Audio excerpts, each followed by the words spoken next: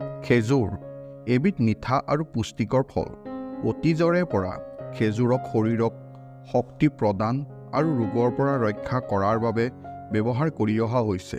ই কেৱল শক্তিৰ উৎকৃষ্ট উৎসই নহয়, ইয়াত বহু ধৰণৰ ভিটামিন, খনিজ পদাৰ্থ আৰু আঁহ পোৱা যায়। যদিও এই ফলবিধ মধ্য প্ৰাচ্যত বিশেষভাৱে জনপ্ৰিয়, তথাপিও আজি সমগ্ৰ বিশ্বৰ লোকে ইয়াৰ স্বাস্থ্যৰ উপকাৰিতাৰ কথা বুজি খাদ্য তালিকাত অন্তৰ্ভুক্ত কৰিছে। নিয়মীয়াকৈ খেজুৰ সেৱন কৰিলে শৰীৰৰ বহু দিশত উপকাৰ হ'ব পাৰে। ইয়াত প্ৰচুৰ পৰিমাণে আইৰণ, পটাছিয়াম আৰু মেগনেছিয়াম থাকে, যিয়ে হাড় মজবুত কৰা, ৰক্তচাপ নিয়ন্ত্ৰণ কৰা আৰু হৃদযন্ত্ৰ সুস্থ কৰি ৰখাত সহায় কৰে। খেজুৰত প্ৰাকৃতিক চেনি থাকে, যিয়ে তৎক্ষণাত শক্তি প্ৰদান কৰে। সেয়ে ই খেলুৱৈ আৰু ব্যায়ামকাৰীৰ বাবে বিশেষভাৱে উপকাৰী। ইয়াত পোৱা এমিনো এচিড আৰু প্ৰটিনে পেশী শক্তিশালী কৰাত সহায় কৰে। ইয়াৰ উপৰিও খেজুৰত পোৱা এণ্টিঅক্সিডেণ্টে শৰীৰক ফ্ৰী ৰেডিকেলৰ পৰা ৰক্ষা কৰে, যাৰ ফলত ৰোগ প্ৰতিৰোধ ক্ষমতা শক্তিশালী হয়। ইয়াৰ বাহিৰেও খেজুৰ খোৱাৰ কিছু ভিন্ন উপকাৰ পুৰুষ-মহিলাৰ বাবে দেখা যায়। মহিলাৰ বাবে খেজুৰৰ উপকাৰিতা। ইয়াত প্ৰচুৰ পৰিমাণে আইৰণ থাকে, যিয়ে ৰক্তহীনতা প্ৰতিৰোধ কৰাত সহায় কৰে। গৰ্ভ অৱস্থাত খেজুৰ খালে শৰীৰক শক্তি প্ৰদান কৰে।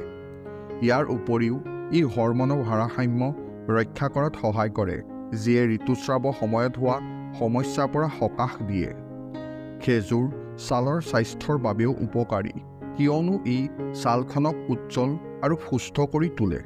পুৰুষৰ বাবে খেজুৰৰ উপকাৰিতা। খেজুৰে পুৰুষৰ ষ্টেমিনা বৃদ্ধি আৰু যৌন স্বাস্থ্য উন্নত কৰাত সহায় কৰে। ই শুক্ৰাণুৰ সংখ্যা আৰু গুণগত মান উন্নত কৰাতো সহায়ক হ'ব পাৰে। খেজুৰ খালে মানসিক চাপ কম আৰু শৰীৰত শক্তিৰ মাত্ৰা বৃদ্ধি হয়। খেজুৰ খোৱাৰ সঠিক পদ্ধতি। খেজুৰ বহু ধৰণে খাব পাৰি। সাধাৰণতে মানুহে ইয়াক পোনপটীয়াকৈ খায়, কিন্তু গাখীৰৰ লগত সেৱন কৰিলে ই আপোনাৰ স্বাস্থ্যৰ পক্ষে অতি উপকাৰী হ'ব। বিশেষকৈ যেতিয়া আপুনি দুৰ্বল অনুভৱ কৰে, তেতিয়া ই শৰীৰক শক্তি প্ৰদান কৰে।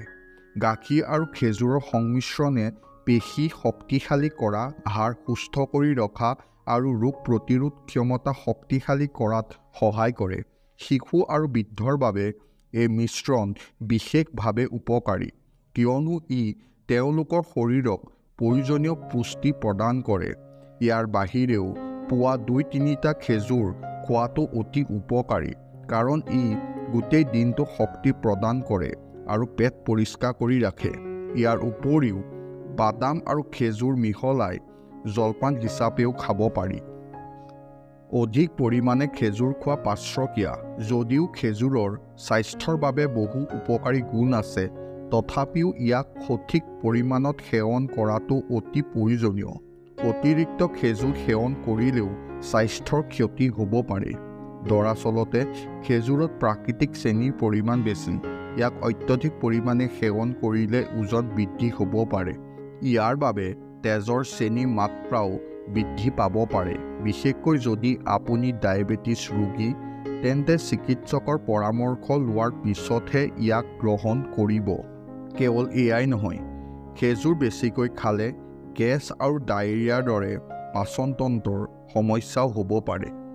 এনেকুৱা ধৰণৰ আৰু ভিডিঅ' আমি আপোনালোকৰ ওচৰলৈ আনি থাকিম। আমাৰ লগত জড়িত হৈ থাকিবলৈ আমাৰ চেনেলটো ছাবস্ক্ৰাইব কৰি লওক।